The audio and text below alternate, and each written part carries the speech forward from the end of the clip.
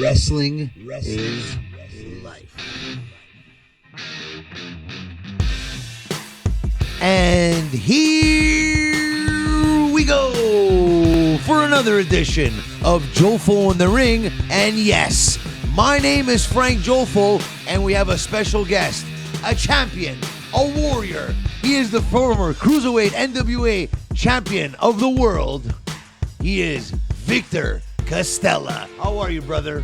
I'm very good, actually. Commonwealth Cruiserweight champion. The British Commonwealth Cruiserweight champion right here. All good, all good. I just don't understand what is that. Oh, this year. This is the picture of the true Cruiserweight champion right here. But since you're in a rivalry with this man, and you should take it away. It's not gonna. This photo is not gonna last long if it keeps here. It's gonna last less than his actual reign. So let's take it out. Let's take it out. See what happens. See what happens when you support someone like him. You don't get support at all. You fall. He's gonna fall. He's gonna fall like he just did now. Well, that's a good start. That's a spoiler. That's a good start to the show. Exactly. Couldn't start better. So, Victor, tell me something. Tell us your journey. Tell us your story. When was your first ever match, and when did you think that, hey, I'm gonna become a professional wrestler? All right. Well, now that the coast is clear, we can talk. We can do this. Now, I started. Actually, it kind of goes almost at the same time as I discovered wrestling, because in Spain we didn't have that much access. Plus, it was before internet era. Okay. And I was actually 16 when I found out about wrestling, and the thing that made me watch it, the man, is the wrestler called Rey Mysterio. Wow, okay. As well, first of all, the Hispanic, right? But also how he moved. I was just mesmerized. I was like, whoa, this is so cool. And I used to like to do flips and stuff, right? And I was like, wow, he's so amazing. And you can do this? And this, oh, man. And I started to watch. Only a year later, I found, with a friend, we found the school in Barcelona. Lucky for us, there was one in Barcelona, one in Madrid. And we were like, yeah, let's do this. And, almost 17 years later, here we are talking. So walking into Torture Chamber, what was that process of you meeting up with Dru, you walking into Torture Chamber? I want to train at the Torture Chamber Pro Wrestling Dojo. Right. So as I mentioned, I started in Barcelona, Spain for a few years. And it wasn't until 2017, that was the year, that Dru, doing one of his European seminars. Yes. Actually, he had one of our trainees in his school because of a job position. He got to work here in Montreal for a year, I think. Okay. And he met Dru and all that. And then he said, I have to bring this man. We have to do a seminar in Barcelona. So he came, and it was an instant liking each other, because by that time I had been actually training people for 2 years, and I went to some seminars and all that, but I couldn't find a direction. I couldn't find a way. I needed the guidance. I needed what's my next step. How do I progress? How do I do better? Because I knew I could do better. Of course. And just with 5 minutes with Dru, he already was correcting me footwork, correcting me this, that. No, you're good, but you should do it like this. You should do that. I was like, oh, my God. And lucky for me, too, he liked me, because he actually told me, hey, I invite you to come whenever you're ready. And in 3 months, I was like, sir, I'm ready. Are you? Because here I go. And again, here we are talking, because the rest is history, right? Then I joined. I managed to stay here, and yeah, it's been a blast.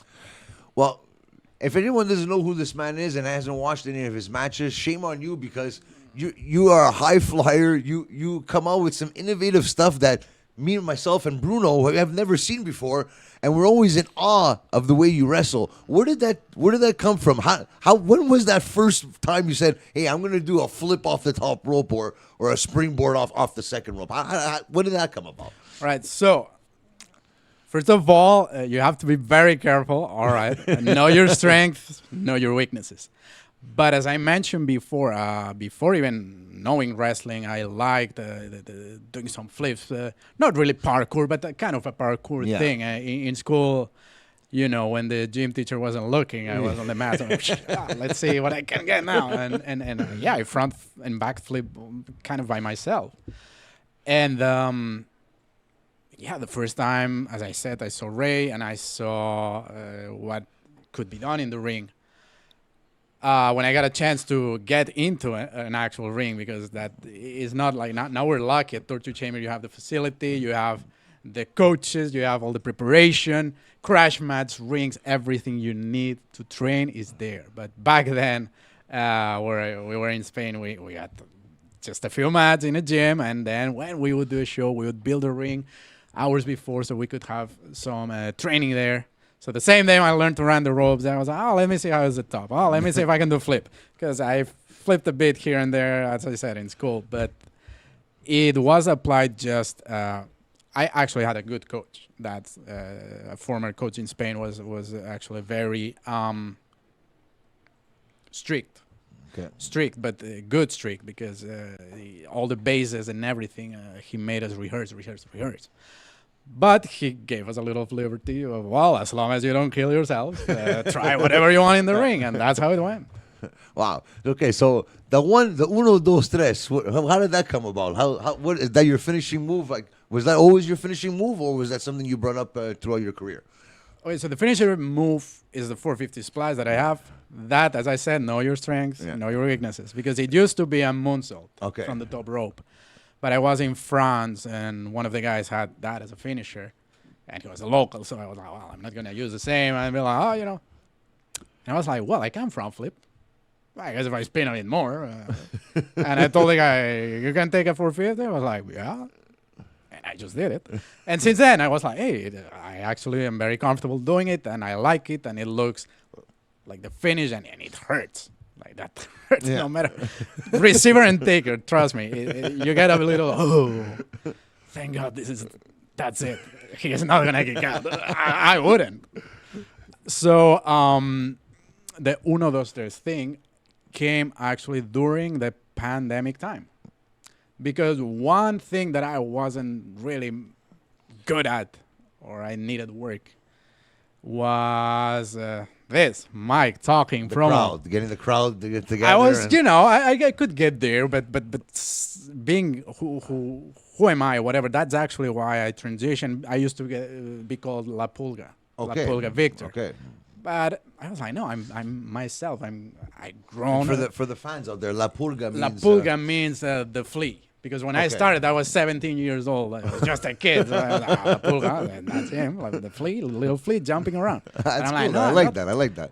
Yeah, it was fine for then, but now I'm like, okay, I'm older. I have a great voice. I'm a man, right? So who am I? I'm Victor Castella. Yeah. That's going to be my name, because that's what I want to be, acknowledged as. Yeah. And then I was thinking, during the pandemic time, I realized I'm from Spain.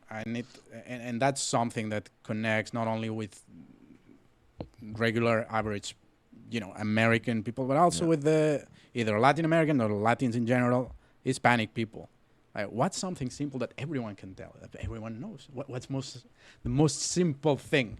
What do we do in the ring? We win how? I want to win. You pin 1, 2, 3. 1, 2, 3. And I'm like, people can count to 3 in Spanish. Uno, dos, tres. Yes. I need rhymes. All right. Because you had the crowds behind you in last season and especially in this season too. The crowd was loving you, and you were a champion for 2 full seasons. It's too bad how it ended. Huh? It's too bad how it ended. You know what? Things have to come to an end sometimes. But you know what? The chase for you, going for the cruiserweight title again, if that is your inspirations, or maybe even going for the world title now, because we do have a new world champion now, and Wilson Colas, and Wilson was on the show with Mustafa Jordan, and he talked a lot about those car rides he had with you. Can you speak about those car rides we had with Wilson, talking about life, talking about wrestling, and how much of a friend that Wilson is to you? Yes, well, first of all, congratulations, Wilson, again. Congratulations, well deserved.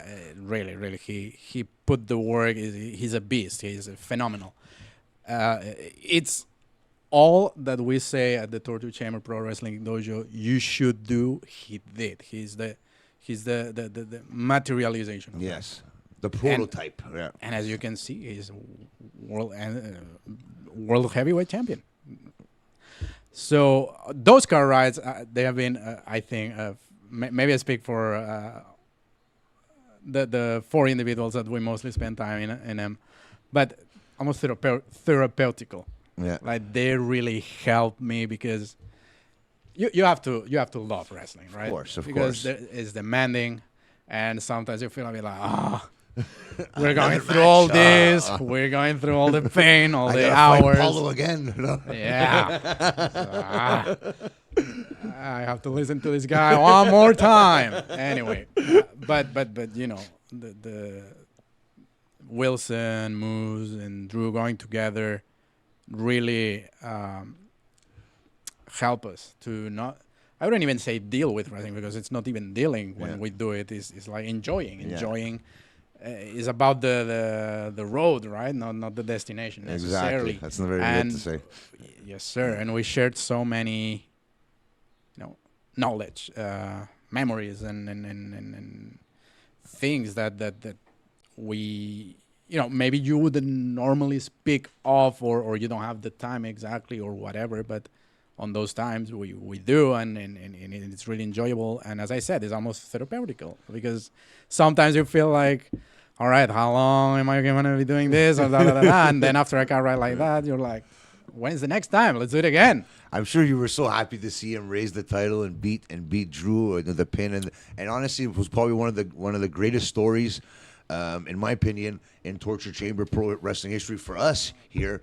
But do you see yourself as a world champion one day in Torture Chamber? Do you think that you could challenge Wilson or go for that title in the future? The thing is, I think to challenge for that, I need to put some weight on, and that's been my crusade throughout my whole career: putting weight, mass. As I said, I started very young, and I was so thin. So that compared to what I'm now, so I don't know. Right now, I unless my metabolism says, hey, I think I get it finally. Yeah. Let's put some weight on. I don't know. Yeah, Rey Mysterio did, but it took time. Yeah. Hey, who knows? Watch out, Wilson. I really like you, but gold is gold. Gold is gold. No, and the best man has to, right? No. But my priority so far is still cruiserweight, because this is not the end. I don't like how it ended, and that's why I don't call it an ending. Because I would give Paolo his props if he would have really earned that. Because he didn't earn it. He cried his way up into the, I know, I'm maybe... Well, you're fan number one here. He took your title away when you were out for an injury. Right. And Mysterio's injury happened. Well, right? what is it? What is it? Possession is 3/10 of the law, whatever it is. Yeah. Right. Not that he attacked me with Dru. No. I didn't see that. Oh, well, I guess remove the blindfold. My back was turned. Yeah, how's the camera? Camera work, I see. They catch what they want to catch, huh? Anyway, I'm here dodging the bullets. Anyway, no. I find it was also my mistake because I should have, he cried his way up. And then I was like, okay, I'm going to smack him down one more time, and that's going to be it. And, maybe that was my mistake. I should have maybe say, hey, listen, get number one contender, then we talk like it should be. But, stubborn and wouldn't leave me alone. I'm like, all right, I'm going to put a beating on you. And that's, I think, it worked in his advantage because the counts fall anywhere. Yes, it was no holds barred. It's something that I'm not used to, but he's more used to use stuff around him. Yes, blah, blah. Yes. I personally, I haven't seen you in a no DQ match, hardcore match. Well, actually, it wasn't DQ, no DQ, because. Well, he was using tactics like it was a no DQ match out there. The thing, he was smart with that too. Yeah. I'm not gonna give him many props, so maybe that's the only one. Take it, Paolo, and leave the room. Your spirit, get out. No, but everything he did, I checked, because then I was like, hold on. he broke the rule. Did he break the rule? And then I realized, no, he didn't, because he threw me against the wall, but he didn't use the wall against me, or same with the table. He was about to use the chair. The chair, yeah. The referee stopped him, so he got lucky there, because maybe another ref would have been like, hey, no, this is the cue. So lucky you, Paolo. Lucky. Good for you. Anyway, enjoy, shine it now that you have it for the vacation time. Go to the beach with it. Make that gold pop. So when I come back, I'll take it away from you and get it into his rightful owner again. But seriously, that was a bit my mistake. I should have maybe just have said, to... You think maybe you should... Hey, he's not the right contender. He hasn't earned it. Let's wait. But I said, let's finish this story and get on to the next one. What story? Let me finish him. Let me finish him up. And let me show him who's boss. But he took advantage of that. Like a game. Anyway, hey. Almost 2 years.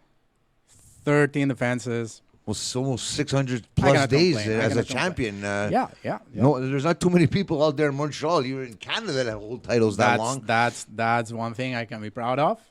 But as we were saying, looking for the next season,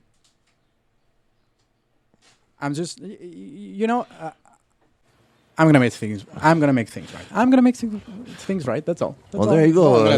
There you go. There's, like in life, things never end, and you know what? Things will compel to another match, maybe for the title. And like I said, I think that going for the world title one day against your friends Wilson Colas, or if he's not the champion at the same time, I think you could be a credible champion in Torture Chamber, and you deserve that shot, because being a champion for 600 days, you did something right. So I think you deserve a shot at the world title if it does come down the path. Well, thank you. As I said so far, I guess the cruiserweight should be the way to go. Unless, hey, you never know. Let's see. Let's wait a couple of years. Maybe I'll take on that. But, yeah, see, now I was just thinking, I'm sure Paolo is going to give me a hard time. I'm going to have to beat 3 opponents, be number 1 contender. There he's going to put all the excuses around and say, this thing. You'll see. But see, that's going to be smart from his part. What I should have done. So a couple months ago, I saw you in the stands for WWE. You were part of the security team there and part of the extras there. You didn't have a match with WWE. WWE, AEW, you mean? Oh, it was AEW. Sorry, yes, AEW. Yeah, it's okay. But then a couple months later, you had the chance to have a match in Ring of Honor / AEW. How was that experience? Was that your first ever TV match? Actually, I had a TV match in Japan. Okay, I wow. went to Japan in 2013 for 3 months, well, 2.5. Okay. And I actually got a match there for two matches TV, the Samurai TV they have there. Okay.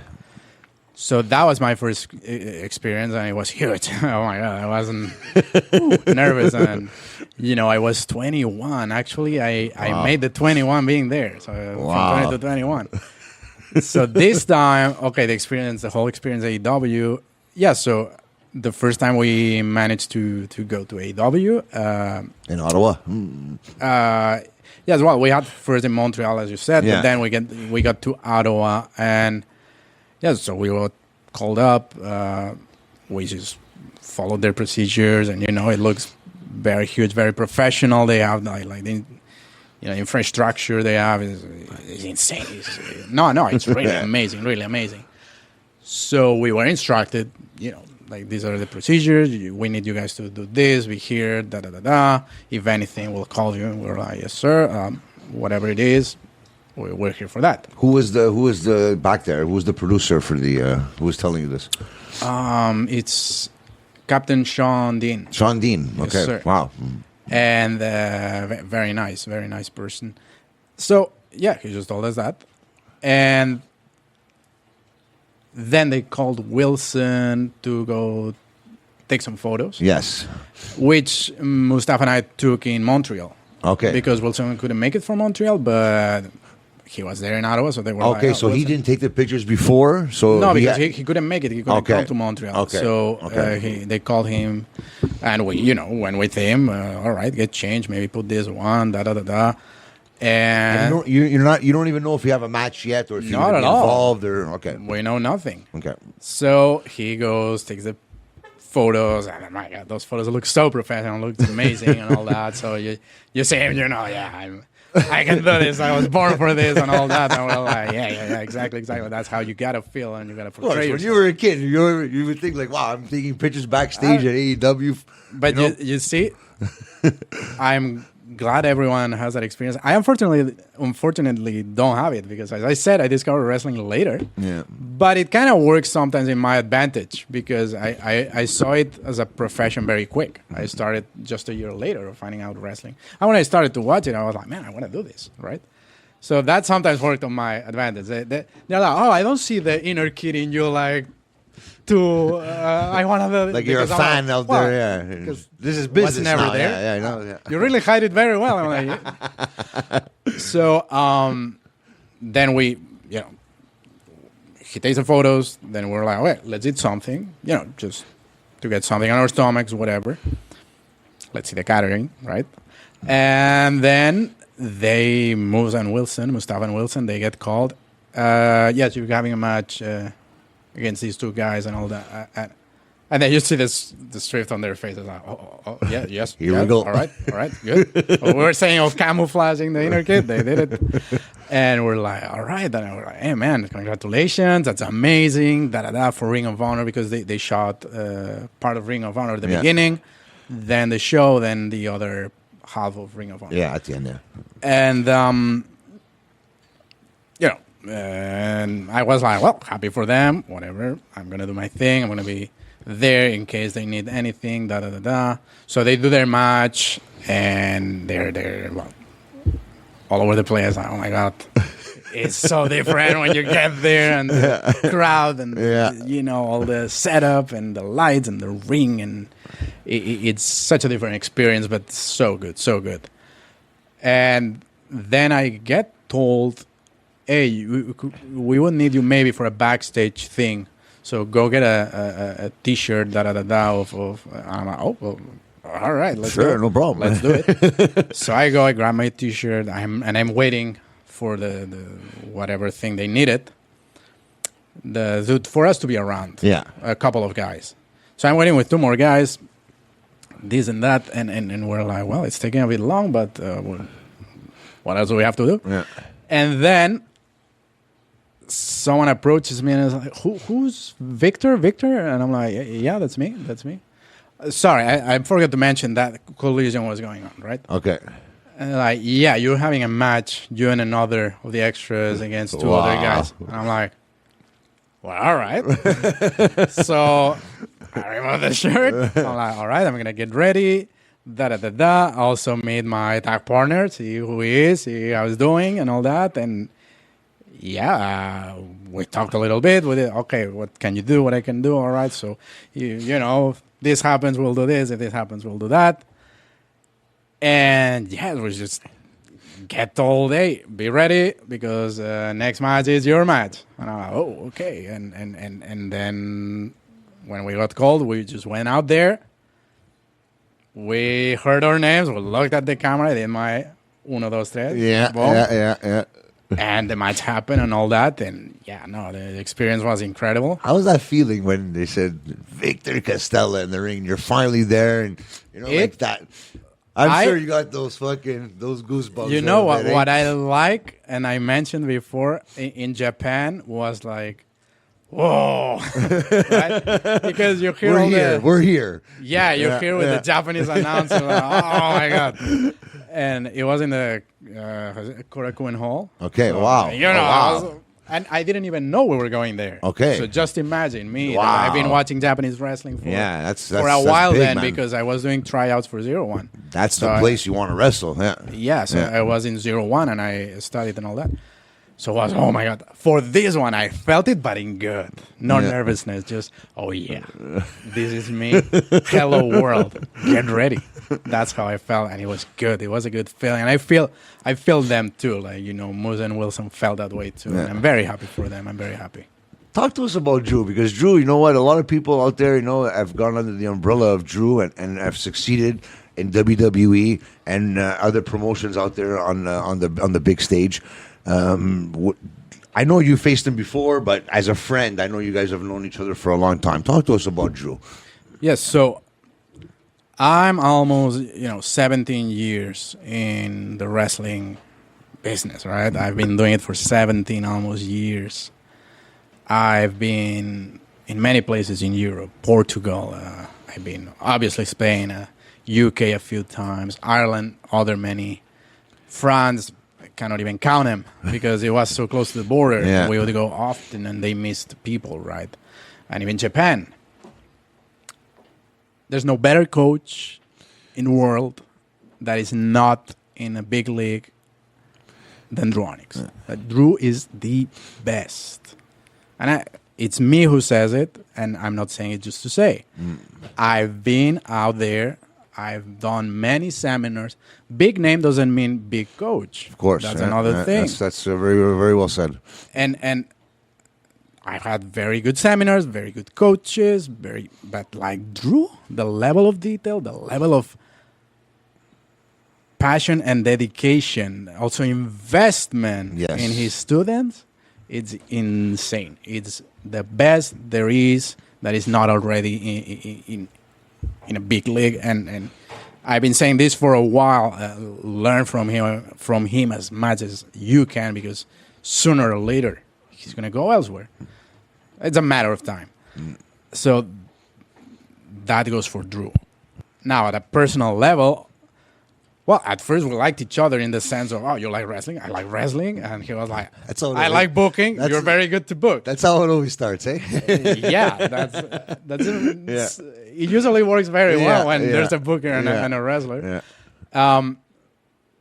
But, at first, hear that, this, that. But then we kind of started to, learn more from each other. And one thing that I can see why he invests so much in his students is the comic book passion he has. He loves superheroes. He loves D&D. So every wrestler, he has, it's like his D&D, his superhero. Yeah, and you would do this, and then you would do that, and you would wear that, and da-da-da-da. And like, who goes like this? Yeah. No one does. No. Who does? So at a personal level, right now, it's been 6 years. Hold on, 2017, now 2024. Math has never been my strength. Anyway, no, 7 years actually, kind of 7 years. Yeah. We met in summer of 2017, so 7 years. There you go.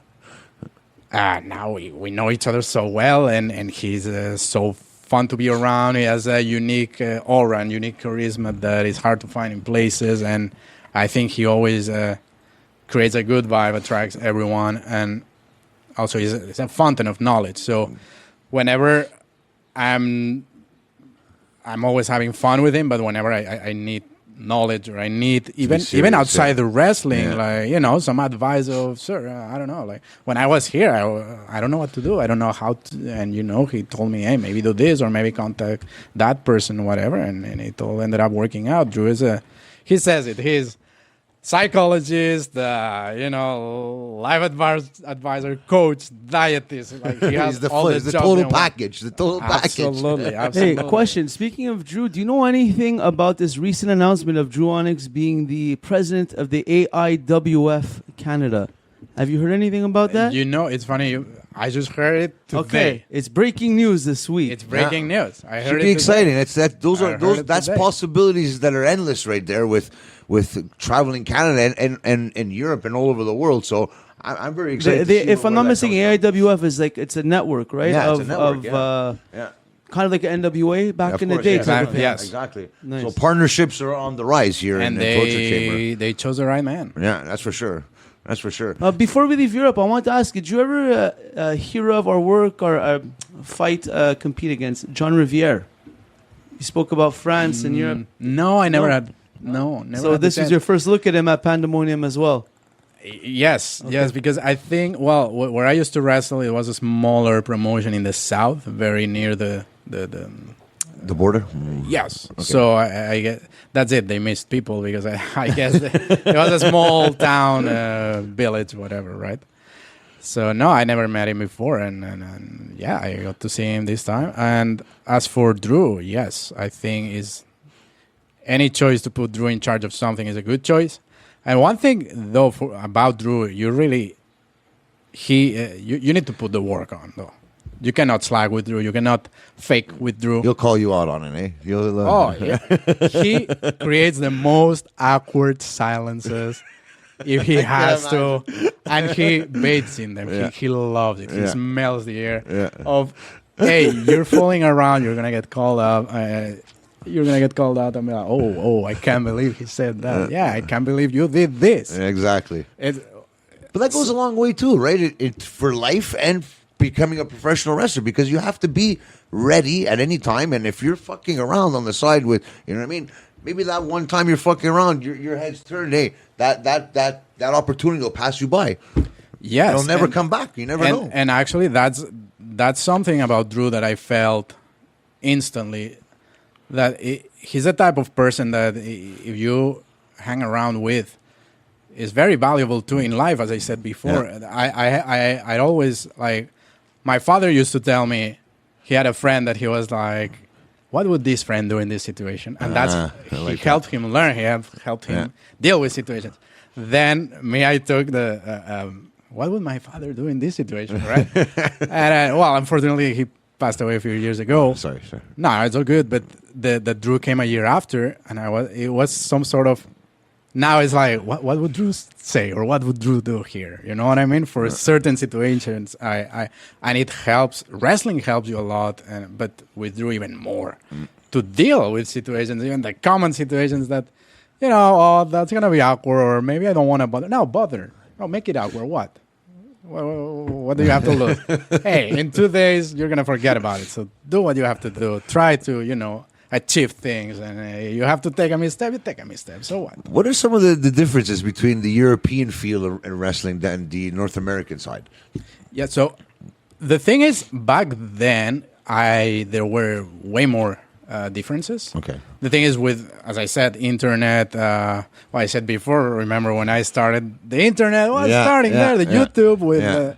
But now, well, social media and everything. Like you could pick one. You could do which one you want. Everyone's so synchronized, and everyone watches every other's move immediately. But the European, they were way more technical. Okay. You would see a lot of holds chain and beautifully done. But it was way more technical. It resembled way more the older 70s, 80s from US or any other really territory. But the fact was that it didn't really evolve much. And especially in Spain it even died.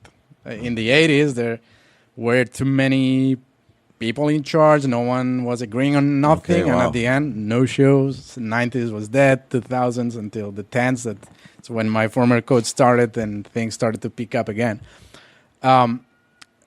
So that was the most technical and also very family orientated. Okay. Because the amount of shows were not that regular.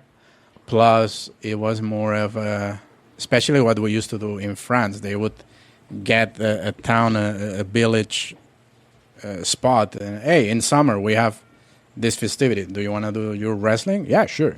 So you have one show. So what are you going to do? You cannot, you have to pay attention. There's going to be families mostly. It's a first-time viewer experience. Of crowd that you're going to have. So you cannot bring, certain things or certain stipulations that might scare away. Or so Paolo wouldn't be able to achieve. Oh no, Paolo would have to run away, being chased out by everyone. No, but certain things you need to behave yourself and not take the spot for granted. And Europe ruled a bit on that direction. Yeah. But later on, the 2010s to 20s, the big cities start to have, especially in the UK, they start to have regular shows, regular venues. They took more from the American product. And that's why, well, NXT UK exists basically because WWE realized, hey, the UK is having a big boom, a big audience, so let's take it. But it's, as of the rest of Europe, it kind of goes either more locally in the big capitals. There's some wrestling, or these little festivities here and there. There's some promotions that have shows, or I think in Germany there's a WXW who has that they kind of have. A more regular show type of, which they got WWE side too. Yeah, of course. So in Germany, yeah. So when Victor Castella is not wrestling in a wrestling ring, what is he doing? What's your favorite thing to do? What are you you into other sports? I lay down and rest. No, so that's after the show. No, I guess is what I thought immediately. I'm like, after I'm done with the ring, I just well, things that I really like the cinema world. Actually, at the same time I found wrestling, I was already going to, I studied video editing, which I really like. And actually, I like to watch either movies or TV shows. But not only to watch, also in a professional kind of manner. Okay. So my girlfriend is a screenwriter. Oh, wow. So, we watch things with more of a critical eye. We should try to relax a bit more. Huh? Let's enjoy it. Right. But I like creativity. Yes, I like, and cinema is very creative. And I like to watch movies and think of the either the editing in my side or the screenwriting on her side. How did they do that? Or, Yes. And also, I mentioned before during the pandemic, because we couldn't wrestle, I started to work on my character way more, and I realized how much, I could speak, and I just needed practice. I needed, to get loose a little bit. And so sometimes I even help her with some dialogues and all that, and it's very fun. It's like, I'm cutting a promo. She's like, oh my God, that's excellent. I stopped stealing my ideas, or at least credit me, right? But no, it's something I love to do. Also, I like... playing the piano. Wow. I play the piano. I play the piano for fun. It's something I started to do when I was 7 years old. I heard it's called Rondo alla Turca from Wolfgang Amadeus Mozart in a cartoon. Okay. And I went to the piano, and my mom, who played piano, was like, he's 7 years old. He's taking just from the ear. So I think I'm a little bit gifted in that sense. And I kind of did it for a couple of years when I was a teenager, but between it started to be a work real hard and school wasn't going too well, I was like, okay, school is mandatory, piano is not, so I guess I have to. But I just played for fun. I played for fun, but also because it helps me focus, it helps me relax, it helps also the brain, both hands working at the same time, two different things. It is very beneficial. But I also like to play video games. Video games are fun, and... You're a PlayStation guy or an Xbox guy? Well, I'm more of PlayStation. Okay. I'm more of PlayStation, I have to say. I started with a Nintendo, though. Nintendo 64. I was the original Nintendo, and then I went to Sega. And then I went to a PlayStation after. And I went to PlayStation 2, right? Okay, yeah. And, favorite video game is Metal Gear. Ooh, okay. I'm more on the sports side, and kind of a Counter-Strike guy, but that's where I'm at. Metal Gear is a very cool game. So, I play a little bit, but all that is mostly for fun. But that's pretty much what I do. So when you came to North America, were you fluent in English? Because your first language is not English, but it seems like you're very good in English right now. How does that? So I was born and raised in Barcelona, Spain. I lived there for 26 years. And the first time I went to North America, I was 6 because I have family in U.S. Okay. But they speak Spanish. Okay. We would speak Spanish because my aunt was like, no, make them speak Spanish. Your kids are fine. All right. But then when I started wrestling, actually, when I was at school, I wasn't bad in English, right? I was, because at some point, we not only have Spanish where I live in Barcelona, we have our own region, sort of like Quebec. Okay. and we have our own language, which is called Catalan because we're from Catalonia. Okay. So Catalan is a mix of the worst of Spanish and the worst of French. So it's a hard language, right? And I had Catalan, Spanish, and English in school. Wow. And English is not that we would speak. They made you pass the tests, but the grammar and the stuff. I was like, it's a whole different. It's so easy. Which is just this. That's it. Cool. Boom. I always kind of got good grades in English, but then wrestling started, and I remember, I'll never forget, in one of the seminars it was a couple Irish guys, 2 Scottish, one was Noam Dar, by the way. Oh, really? Yeah. 16-year-old Noam Dar. Wow. And I think one English. I was like, what language are they speaking? I thought the Scottish were German. I was like, what? They're speaking German. No, that's English. How is that English? It's Scottish English. Oh, okay. So the first time I didn't understand, dog my puns. I quickly realized, okay, if I want to do this and travel and all that, I need to learn English. I need to be fluent in this language, or I'm gonna have a hard time. So what I did basically, and that I credit my school and my teachers, like they really put the base. But what I needed was to be able to adapt my listening, because of how good it is. Your grammar or rules if you cannot understand what they're telling you. Yeah. So hours and hours and hours of listening. My favorite TV shows and my favorite movies. For example, I'm a big Star Wars fan, right? Okay, So okay. all the Star Wars. No more Spanish. Now original version. Let's go.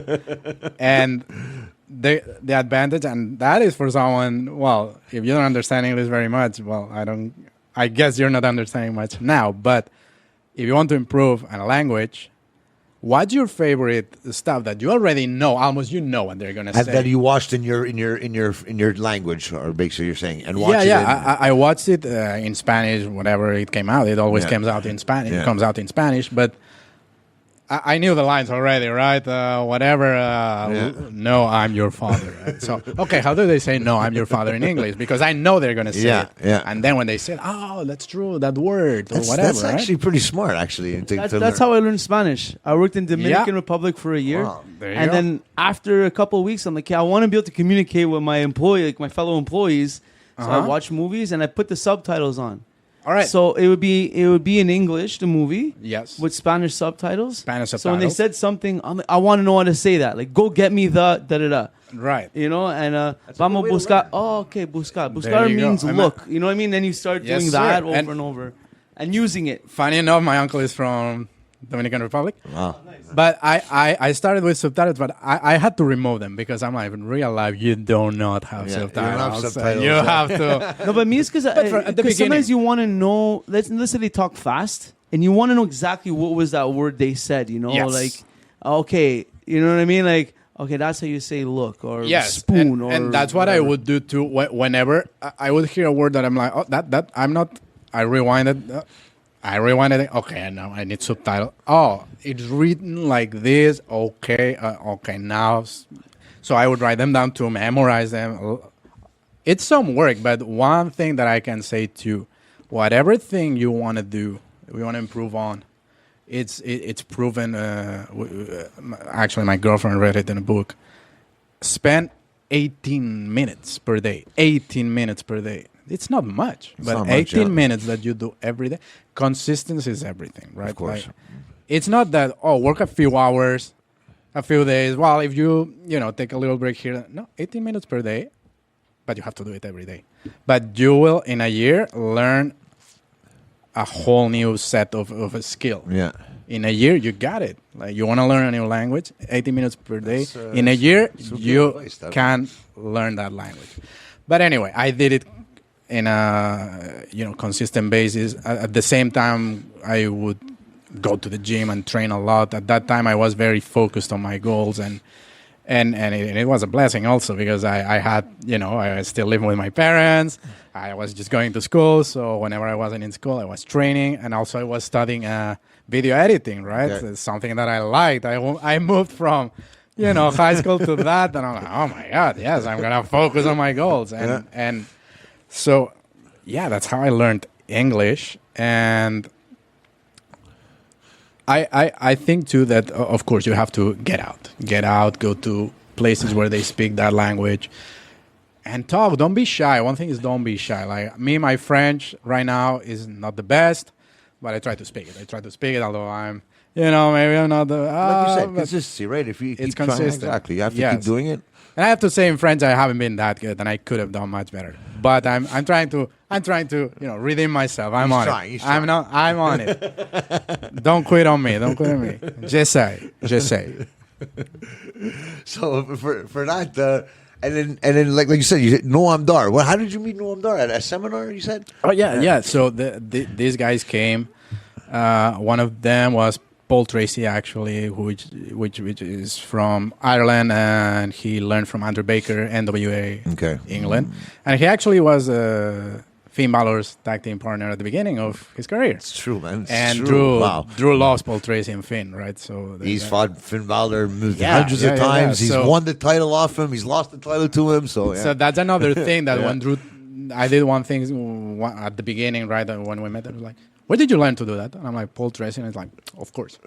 And I'm like, oh, you know him? And I'm like, I know him. We live in such a big world, but you could say it's such a small world. Like, right? You're meeting Drew, and you're like, how did you? And he knows that guy. He's trained with him. And he's worked with him. And wow, continue. Sorry. Yeah, no worries. And Noam, I met him when he was 16, and he brought his homework. Because, his parents told him, you can go, but you have to do your homework. First. And I think he was already I don't know what they said, but maybe he was already kind of in college because he was like advanced for his age or something like that. So that's interesting. But he was already very good. They were like, whoa, the people up there, they train. Who is this guy? It's crazy. They train so good. But that was the first time I met him. Then I met him. The second time I met him, I think I wrestled him. Yeah, it has to be Barcelona. We wrestled, and was great match. Great match. I really liked it. And yes, and he underrated too. He doesn't get talked about enough, I think. Yes, plus he's very good technical. Yeah, very good technical, and I loved working with him. Then a year or two later, we met again in a 0-1 tryout. The first they did in Ireland. And man, that was brutal. Like the 0-1 tryouts were brutal. Oh yeah, yes, that experience. So we went just like, oh, we got invited. That's cool by Paul Triassi. Paul Triassi trained my former coach, and they're friends. Yeah, come. Okay, cool. And the first thing we see is like, a lot of people. And my friend was like, oh, let's see if we get a spot. And I'm like, wow, it's the first time we're going. Let's see. Yeah, let's see. So first thing, Noam Dar, and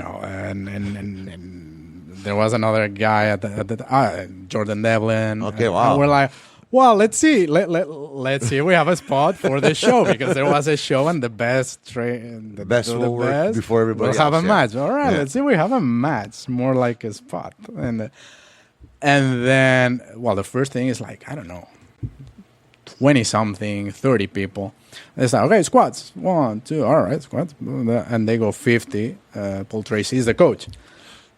And we're like, okay, 50. And then he jumps to Jordan Devlin. And we're like, oh, no, but I think he's the student, so maybe he counts too.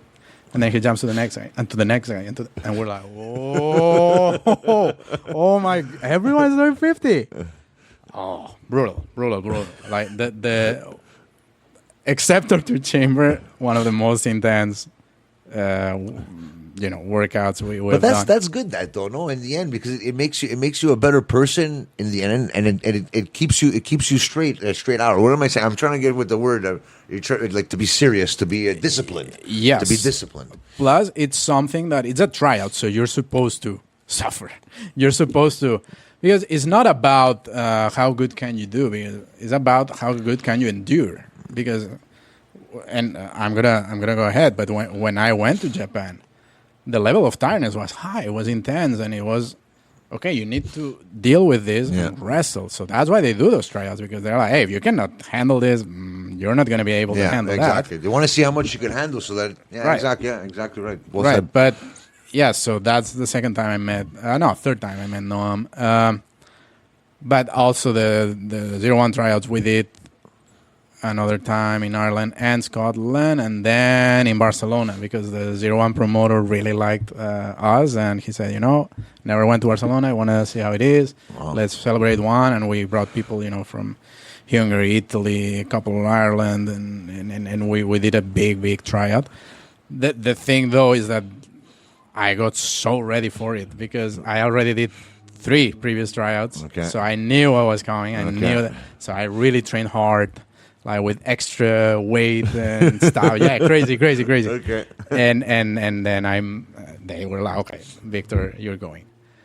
And after Japan, in Barcelona, there was a new promotion they created, and they they celebrated a show, and they were having a championship belt, some sort of past eliminatory, and then a fatal 4-way at the end. And I was like, I'm in. And they were like, yeah, you're in, of course. You just came back to Japan. We want you in. And then I faced Noam Dar, Wow.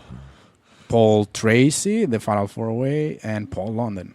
Paul London. Wow. Yes, wow. the 4 of us. Wow.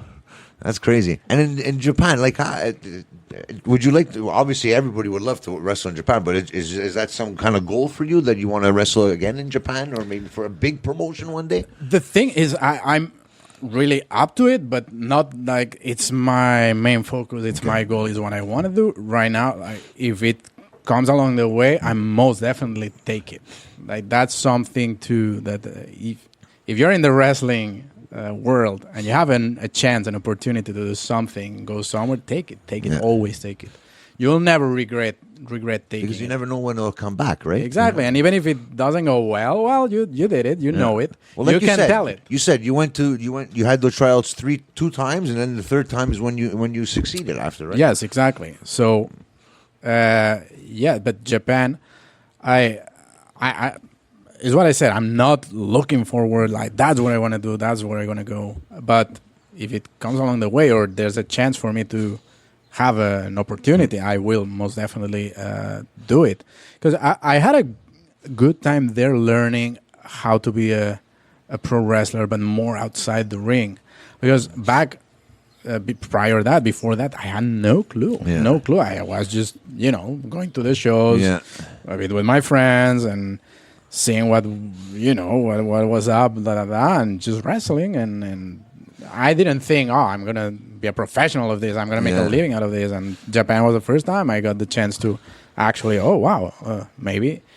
So it really taught me a lot, and it was hard. Like, not gonna lie, it was hard. And sometimes what we said of the nothing's easy in life, of the driving with the friends, that's where you need them the most, right? I like those drives. But it taught me, as I said, how is wrestling outside and how you live it, despite being in the ring. Who was the first person you told you were going to be at in a match in Ring of Honor? Was it your girlfriend, your family? How did they react to you being on television again? Yes. So, first it was my girlfriend. Okay. Answer was, I knew it. So good. Confidence is there. And then I told my mom. Okay. I told my mom. Which, my mom is nice, but she's a bit like... She doesn't understand. Exactly. Yeah, he knows you know the deal, Yeah, huh? the European... Oh, that's so nice. So cool. Okay, I'm cool. so happy for you. Yeah. Well, all right. Mom, Well, I'm gonna be on TV. it's TV, big deal. Cameras, flashes, right? And then I didn't even have a chance to tell anyone. I was like, messages. From everyone. Oh my God, you made it to Ring of Honor. Well, yeah, we had a chance, we had a match, we had a No, my Instagram and Facebook, everything blew up. That's good, man. That's good. You know what? It's well deserved, and you know what? I'm sure there's many more opportunities for you out there in the future. Speaking about future opportunities, is there somebody in Torture Chamber that you would like to work with in the future, in the next season? Yes, one is Mustafa Jordan. Is someone I've been here for 6 years. I know him very well. We know each other very well, but we wrestled, I think once. And in a tag, we didn't even have a singles. So Moose is on my number one radar because I'm like, how haven't I faced you yet? Yeah. And I think it's gonna be a great match, man. I think it's gonna be great because that's it. We train a lot together, so we know each other so well. Oh boy, it's gonna be the. Oh, you go for this? I'm gonna counter you with that. I'm gonna counter you with that. You're gonna counter. I can see Mustafa versus Victor, maybe a number one contender match, maybe for the title. Hey, who knows? Who knows? Hey, you're booking me against that. Hey, give him the job. Fantasy booking. No, give him the job. If it was up job. to me, I'd give all the titles to Paolo. But hey, someone else. Hey, like Paolo can, no, I agree. He can hold them tight. So whenever we're gonna pick him up, instead of having holders, we have Paolo. So anyway, and another one I look forward that I haven't faced this season or is Yamanashi because I find he has something. And when we are at the dojo and that, he comes to me sometimes and he's like, Victor, can I ask you a question? This is this.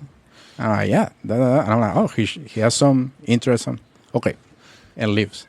And then he works on it, and I've seen him in his matches, and I think he has a potential, and I find if he faces me, maybe he will have to dig deep and bring it out. Yeah. Well, you know what? He's been doing some great work this season, and in my opinion, I think he was one of the most improved wrestlers from season to season. Mm-hmm. And now, if that is your aspirations to maybe work with or wrestle with Yamanashi, you're gonna have to deal with the hottest pro wrestling manager in pro wrestling today. That's true. Shane Pinto. Well, scratch that. Talk to us about Shane Pinto Moose. If you're gonna face Yamanashi, you're gonna have to deal with Shane. All right. And we don't know what happens when you deal with Shane. You can just ask Bjork. Yeah. Maybe I'll do that. Maybe I'll call up Bjork. Hey, Bjork, want to be on my corner just in case? No, I find Shane is he's notorious. He wants to, and he automatically gets spotted, and he's notorious. Let's leave it like that. No, I think he has. He has passion for it. Yeah. Maybe too much sometimes. But, I can give him that as of credit. And since he hasn't stepped on my way yet, I'll give him his props. But I'm sure you'll be listening to this. And then that's it. Like 6 months in. Let's see how this is going to turn out. Yeah. But, no, if I face Yamanashi, I have to deal with it. All right. Hold on, I think I have Bjork's number here. Let me check. Bjork, get a hold of him, man. He's going to need some advice for Shane there. A surprise match of the year was Victor Castella versus Johnny Taco. What are your thoughts on Johnny Taco this season? See, that's what if I wouldn't have faced him, he would be right after Moose in my list. But we already faced each other. It was not like the previous show, right? Yeah. Before previous season, and Victory Ring 2, we faced each other. We got, he got 2 title shots earned. He actually, followed the steps, and we had a fair trade match. And he is young both as age and in wrestling years. He wasn't there yet, but that's how you do things, and he really surprised me a couple of times, though. He caught me off guard, and he's I think he has a lot of potential. Not only his persona and his charisma is really something else. Yes, because he has a following and a crowd that just follows him everywhere. I think he's the top merch seller. I wouldn't be surprised. I think he's far. You see the taco hats and the taco shirts. I think it's Taco is like, Yeah. so many levels above. We cannot see his ass with binoculars. And then the number 2, whatever, who is either Wilson, Drew, Moose, or someone on that sphere, and then the rest. But Johnny is... Yeah. But no, Johnny has been, and you were saying about improving since he started, but since he started to a year later, there was like a noticeable improvement. Yeah. Like, oh my God, how he transformed and how he's... But there's such a layer of improvement the years after too that is not as noticeable, but is more like the ones we are around him we spot, and he's getting big. He's getting big. He needs to keep working like this. He needs to put more work on, like that's like everybody else. 17 years in, I'm still working, still as learning. hard as I can. Exactly. And yes, sir. Like that's the thing. Never stop learning. Yeah. And I really look forward to what he's gonna do. Well, you know what? Maybe that match. You know what? Like I said, I'm a big fan of yours. I'm a big fan of Johnny's. I couldn't choose it, and plus Paolo wasn't in that match, so I had to choose one person. I'm like, I can't put my finger on it here, but that was one of the best matches of the year, and in my opinion, the best match of the year. Not because Paolo did win the title off you. Was that match at Pandemonium 2? The crowd was amazing. The crowd was behind you 100%. Tell us what happened in that match, Victor. What happened that made you lose that title to Paolo in that match? Yes, so, well, there was a good 98 point something percent that was for me. Then there were one or two crazy guys, one with a camera saying, "Oh, Paolo," whatever. But there's always that type of fan you have to deal with. Anyway, well, I think I kind of mentioned it before. I'm all about technique and the sport, and Paolo is all the opposite, right? Yeah. So the fact that it was pinning outside, the organization decided that because Paolo keeps running away with the title, keeps running away. Well, now he cannot run away. Yeah. If he hides in the building, you get him. If he tries to escape, you get him anyway. We can pin him anywhere. So I was like, yeah, please do. I'm tired of this guy already. And that was my mistake. That I should have thought, take a step. I'm the best cruiserweight there is in the division. No doubt. Wrestling-wise. So keep it in the ring. Keep it in the ring. Maybe a 2 out of 3 falls. Maybe single match, whatever. But keep it in the ring. That's my strength. And I misstepped there. And he, as I said, the only props I'm going to give him, he took the good advantage of that. That either hit me on the wall, on the table, on the stairs, or whatever, without cheating. So that, no, he knows.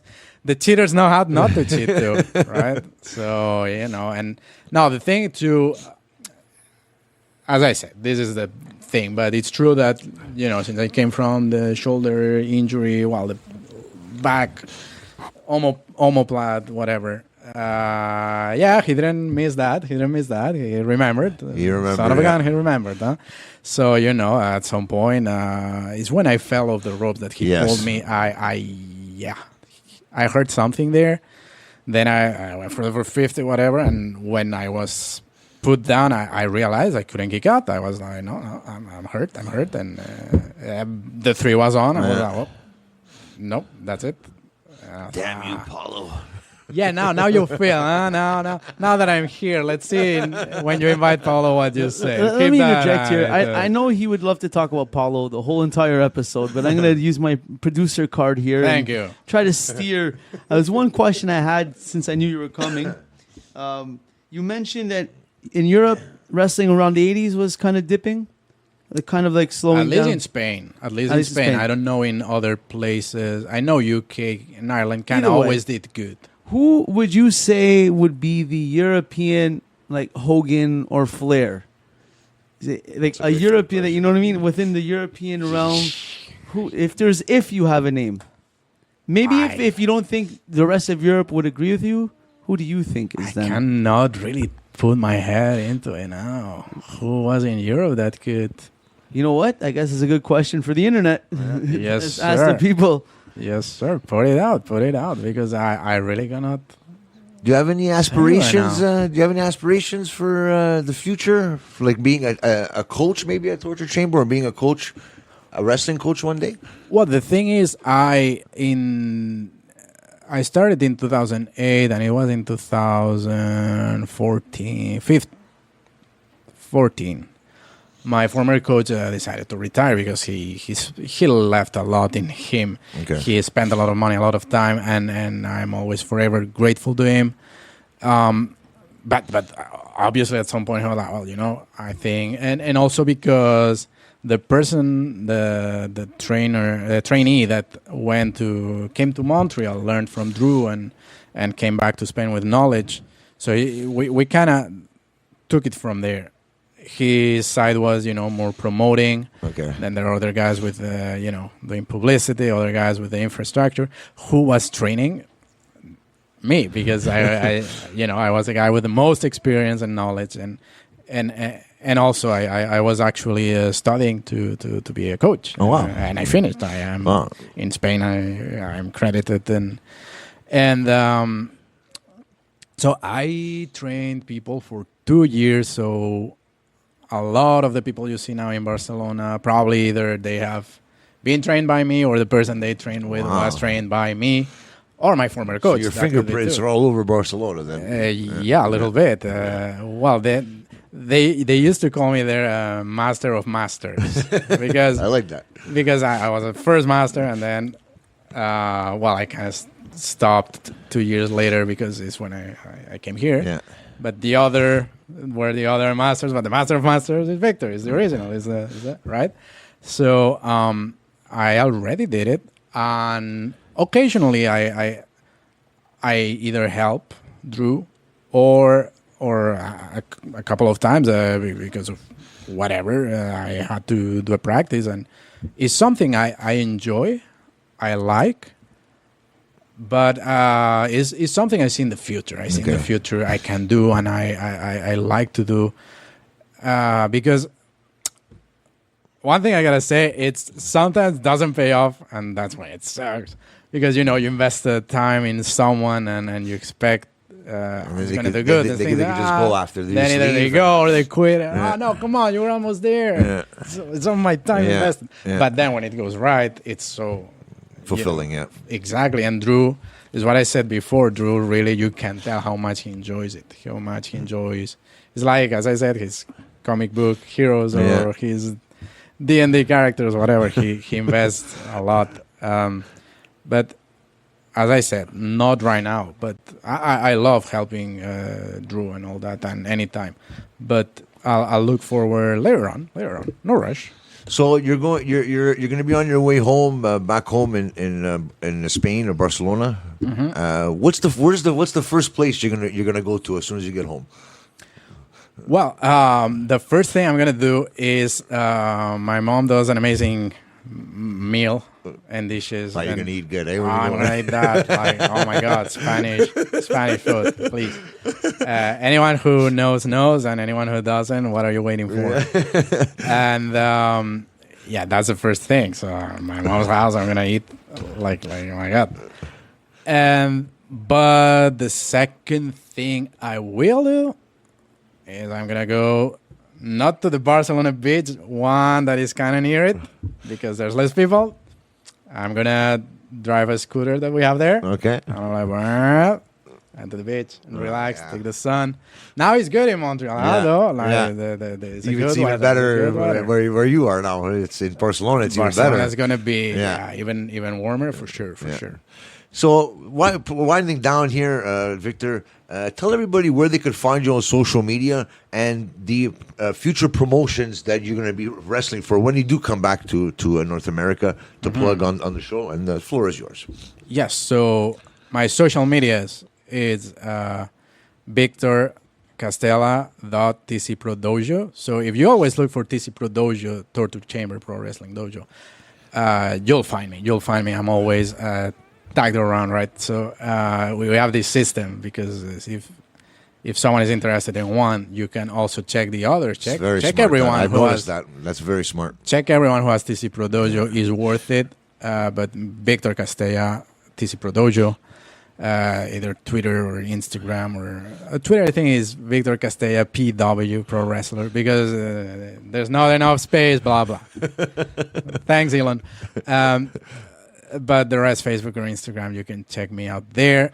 Then the 25th of this month is this Saturday. Victory Ring, Dead for Minds. Here we go. We're going to have a match there. I think Wilson and Moose too. I think Drew too. So we're going to have one of those car rides that we love. Then I'll be in Barcelona, Spain, June 1st. You'll be wrestling too in Barcelona? Yes. Wow. So it's not a vacation you're going on here. Well, I said, they have a show June 1st. Let's get it out of the way. We don't waste time. I can enjoy the rest of the month.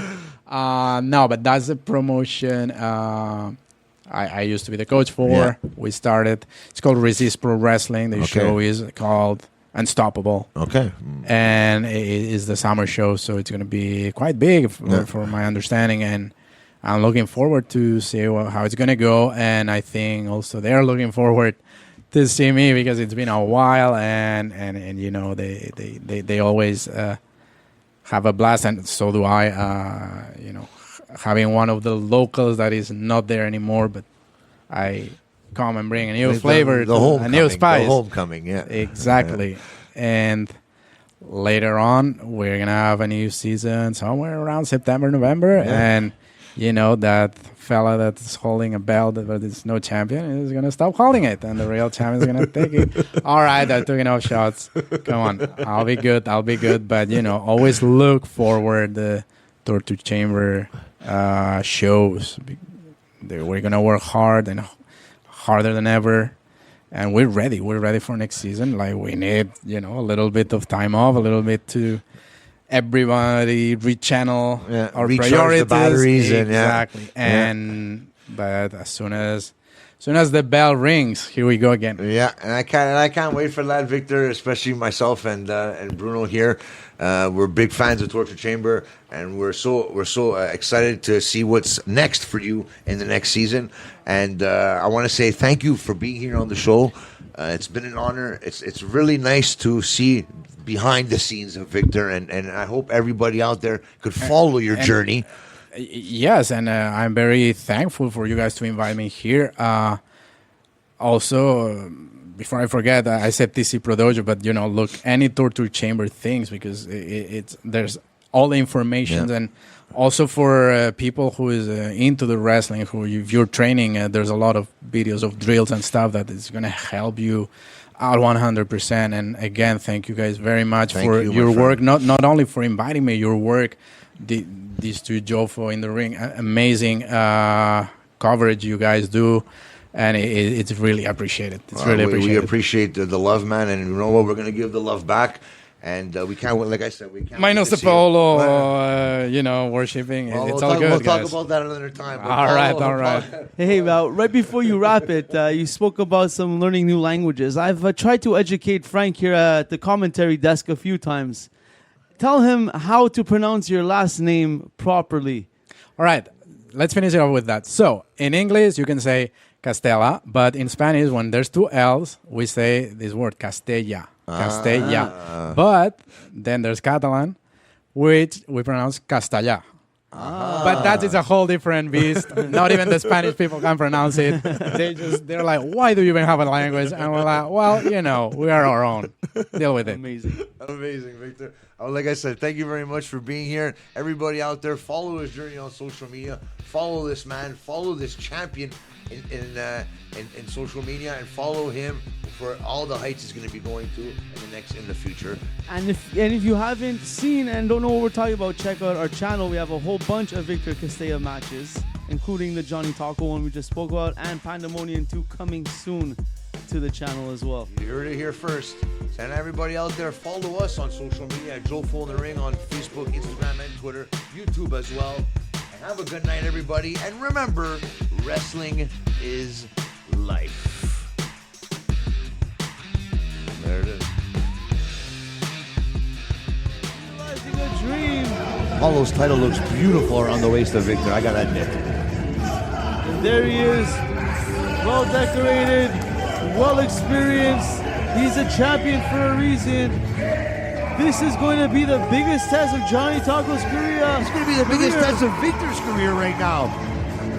Because you know what's happening right now? I know that Paolo has gone into the head of Victor Castella. Time for Taco Mania to officially run wild. Here we go, the bell is rang. Competitors shaking hands. Let's get into the action. As you see, this is going to be a battle of speed, a battle of agility as both men lock up. What do you what's it gonna take for Johnny Taco to beat Victor Castella here, Bruno? Johnny Taco is going to have to keep his eye on the prize. He is going to have to be ready for the quick offense and the evasive skills of Victor Castella, because he's been around the world. Johnny Taco, that's one thing he's giving up. It's something that even the best can't get if you don't have it, and that is experience. Victor Castella has defended this title almost every single show, every single promotion out there in Quebec. This guy knows how to win big matches, but Johnny Taco always loses that big match. Is this the day? Is this the night where Johnny Taco reverses that?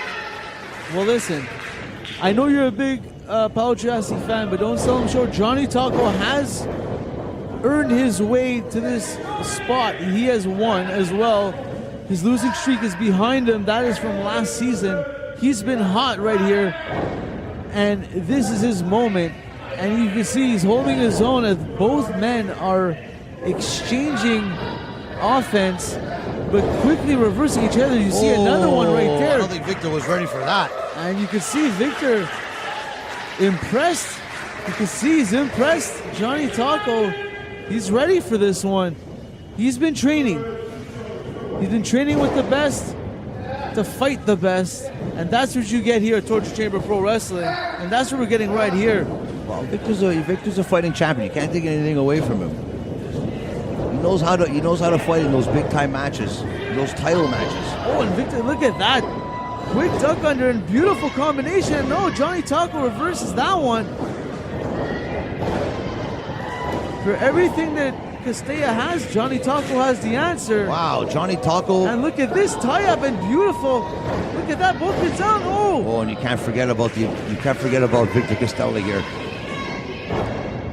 Beautiful, and look at that. Oh, Johnny Taco just slipped off. You can see both men. Ooh, if he would have hit that to Victor Castella, I think we would have been crowning a new champion. And Victor knows it. He knows it. There's a look in Johnny Taco's eyes that I don't think I've seen in any match thus far in his career, and he's laser focused. But this is for Paulo's Cruiserweight Championship. The Taco stand is out, and they're loud, and they could feel it. As you see both men lock up again. We're back at the start here. No man has any upper hand right now. You see a quick reversal again, and both men. Victor. Look at that beautiful. Oh! Wow. Scouted it beautifully. The athleticism of Victor Castella. And this, Give it a little too much time though there. Look at that. Look at that agility. Victor Castella. This is a world-class athlete right here. Look at the height. Victor Castella going for the trip. Johnny Taco. Going for the Taco Corona. Wow. And Castella is ready for that. Let's look at that one. You see there. Scouted it out beautifully there. Victor Castella has an answer for everything. And we said it before, this is going to be a big test for Johnny Taco. Seems like he's losing that test now. Along with the agility, don't sell him short.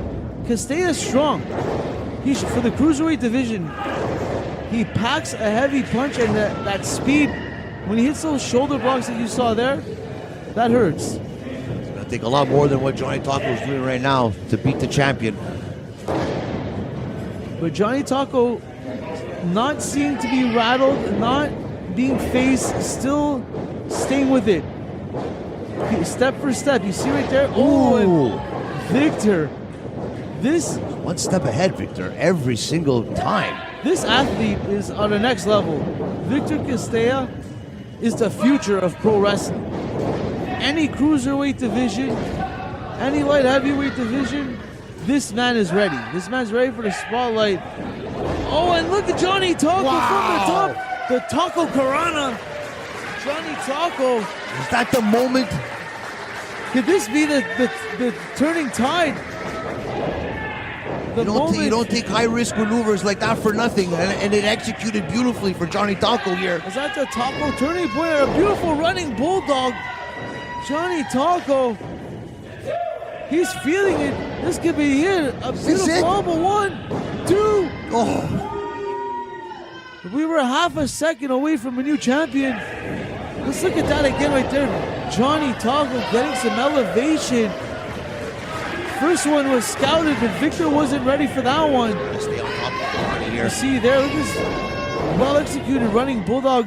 Shades of Spike Dudley. Can't give any room to breathe here for Victor. Oh, and Victor pop up. Oh, and that's what happens. Power slam. I was telling you before about that strength. Victor Castella right there, out of nowhere. Wow.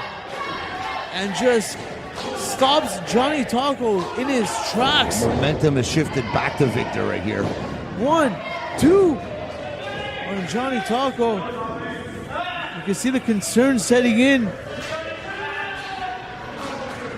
Dipping into the bag of tricks on the submissions here, Castella. Look at this maneuver. Victor. The European background coming to effect here. I didn't think he had that in his bag there, Victor, man, but Jesus. Johnny You just Taco, never know what's going to happen when you're in the ring with Victor Castella. Johnny Taco knows he's in trouble. You see him there just throwing fists, just trying to not let Castella settle into any type of submission. You could see the growth in Johnny Taco's career. You could see, and Johnny Taco, look at that, gets his way out of it. Castella sitting back, jumps over the ropes. Johnny Taco's already jumping back. Castella with a quick roll-up. Pulling, reversed it.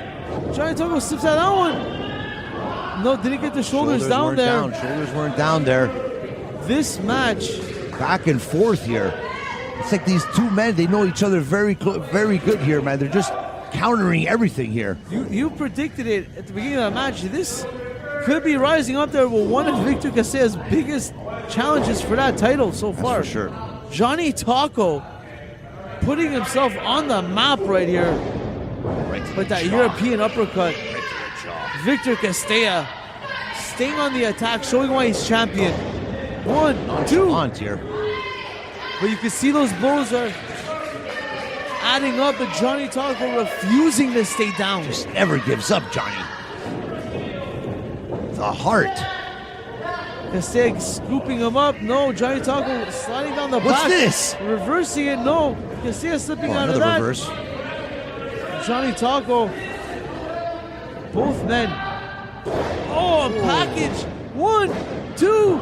Oh, that. Oh, Mr. Perfect would have been proud of that perfect plex. Oh, Johnny's eyes are rolling in the back of his head here. I don't even think he knows where he is right now. I think that was an instinct kick out there. Running on adrenaline at this point. The energy from the crowd. Showcase Sunday 26, Torture Chamber Pro Wrestling. What phenomenal action here for the Cruiserweight Commonwealth Championship. Johnny Taco, Victor Castella. Quick roll up. 1. Ooh. Victor. Oh, look at this. Right. Is that figure 4? No. Look at this. Wow. Victor Castella. Just when you thought Johnny Taco had the momentum, he just turns it around and puts a move that I can't even describe right now. Devastating submission maneuver that you can see him putting pressure on the. What's this?